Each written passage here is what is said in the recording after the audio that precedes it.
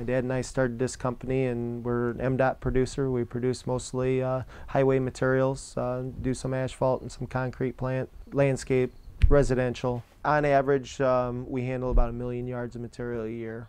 Anything that needs dirt, stone, we try to supply it. I found ToughMet online.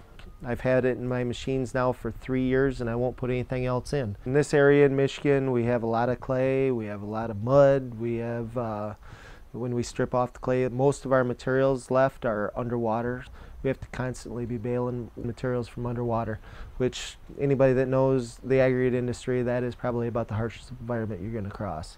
Our number one failure point is bearings and pins on excavators, especially the bucket hitches. The pins and bushings that the OEMs are putting in all the equipment, some are better than others, but they're all basically a steel bushing that's the sacrificial lamb. The ones that are in the dirt and in the environment and take all the extreme loads, they're not holding up. Whether they break and fracture or whether you just can't keep enough lubricant in them, it's a constant failure point.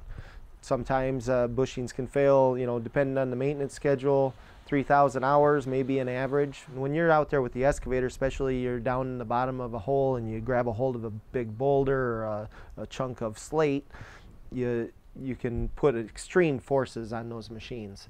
And that's a lot of times, it's not necessarily the every movement, but it's the shock loads that I think take out the steel bushings. The ToughMet material, we put that in there, and the tolerances stay tight, the grease stays in there, and that's what we attribute all the success to. We've got well over 6,000 hours on the machines, and the bushings are still tight, the grease stays in there. You're gonna pay a little bit more for the ToughMet material, but maybe $100 per bushing more in cost to save 3 times the life, plus not to mention all the line boring charges.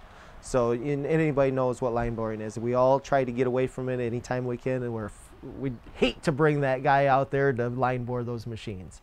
The cost factor at the end, looking at even the short long run, you know, 3 years down the road is absolutely well worth the extra cost of the copper-based alloy.